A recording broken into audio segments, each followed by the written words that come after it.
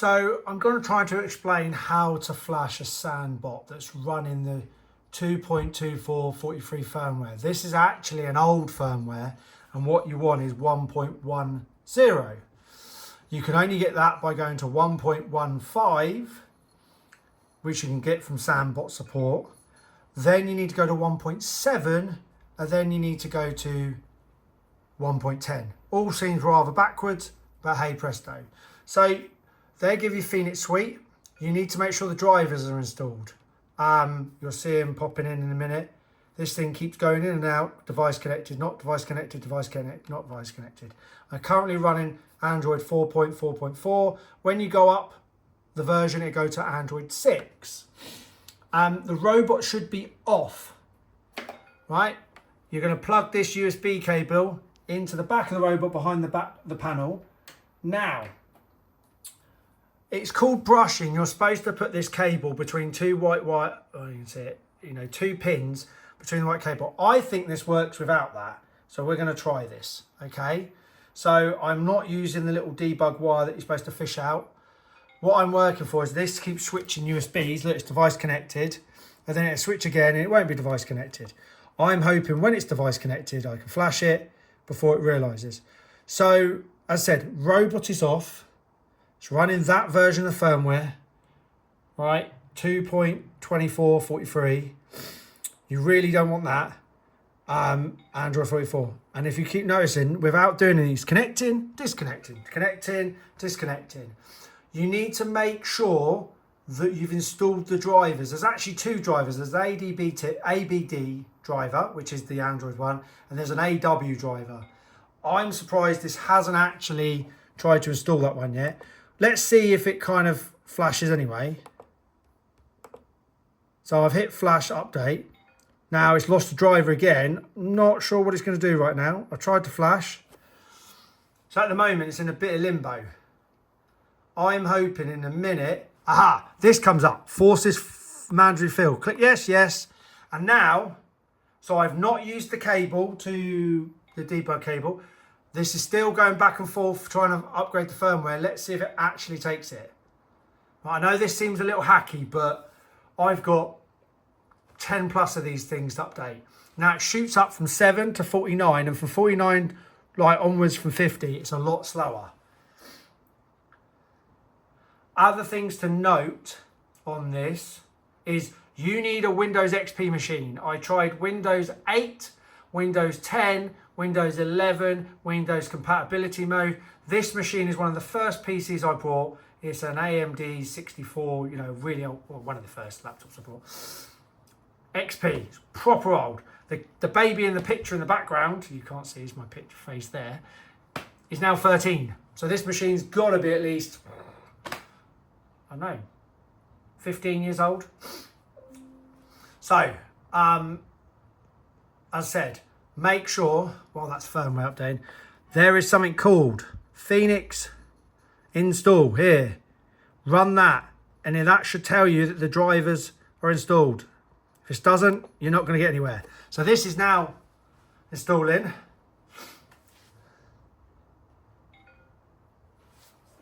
Firmware successful. I don't think that worked. I don't know. So, to test if the firmware is successful, turn the robot on.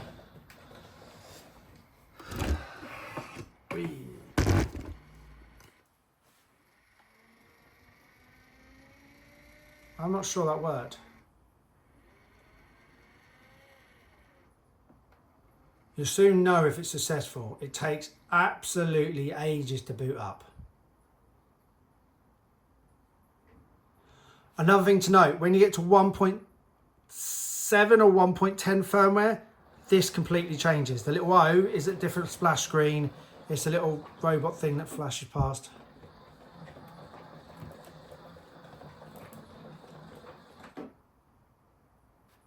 Let's have a look. Is it going to try and do it?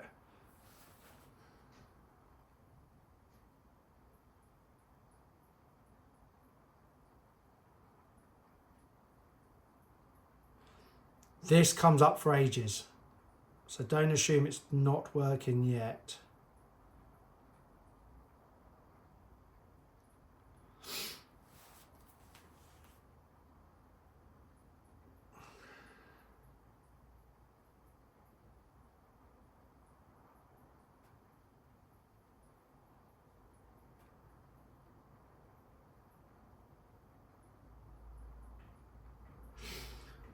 if you manage to get to 1.5 firmware, worth emailing support, and from remotely, they will enable 1.7, then 1.10. You have to do a 2-stage update after this update.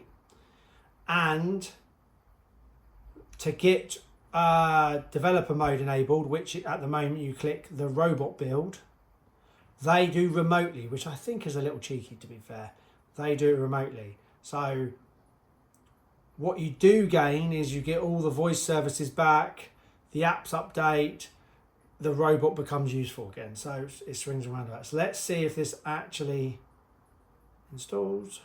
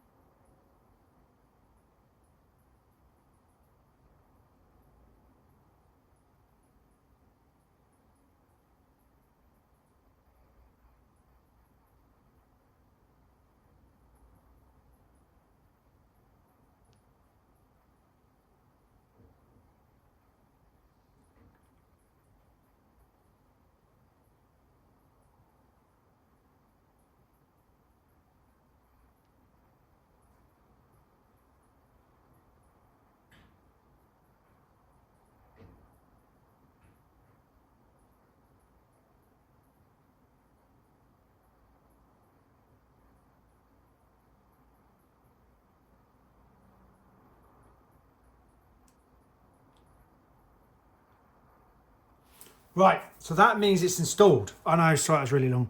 Right, you hit agree. I'm surprised that installed actually.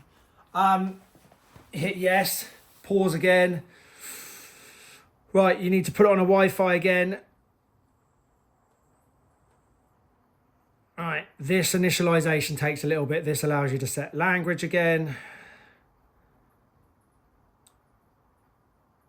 But at least you get to see real time how long this stuff takes.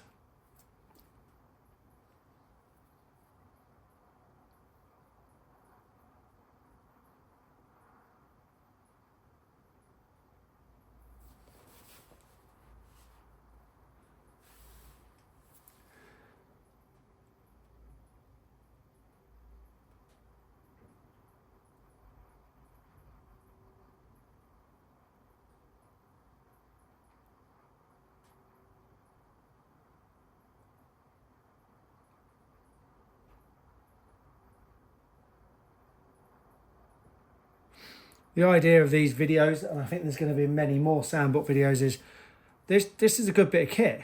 Let's bring it back to life. And so if anybody else, you know, if you come across any Sanbot problems, please message me and let's see if we can get these robots back to life. Let's see if it's updated.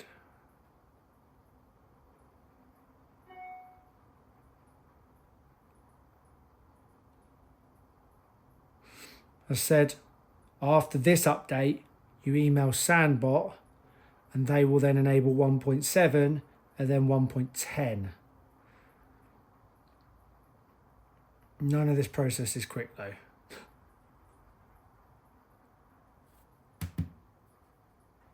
I have had one where it's stuck on here, but it did actually eventually close.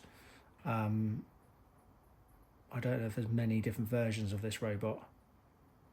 You know, the same Sanbot Elf, but slightly different revisions.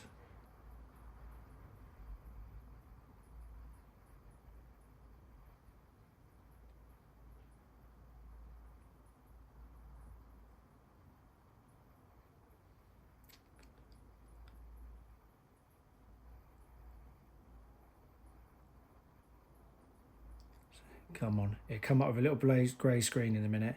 It's asking you to select language, etc, etc.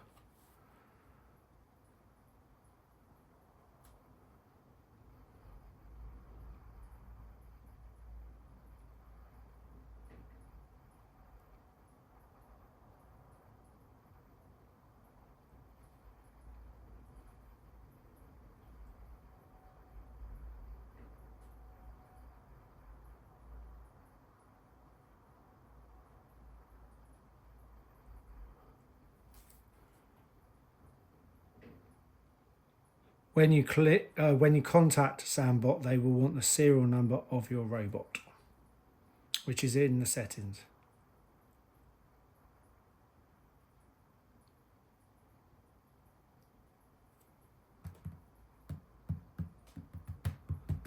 It's taken a while, isn't it?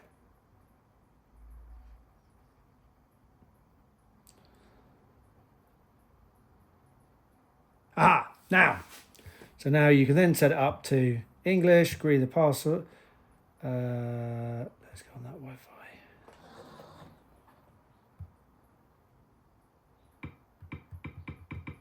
Oh, this will make sounds.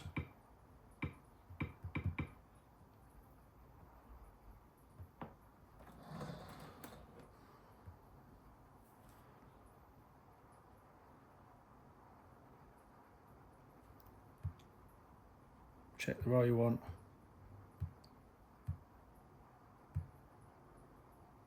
Right. Now let's see if you know. Let's see if you've actually got the new version. So we had 2. La la la. If you go to robot, not robot. Sorry, my apologies. About, look, you've got v1.5.7. So that means you now can be updated by Sanbot. If you click this multiple times, you get the developer mode open. But yes, so that worked. That's a successful update. Key things, you need XP. You need a really old computer. You can get this version of the firmware off of Sanbot, but I'll probably upload it somewhere as well because I think we need it. Thank you very much.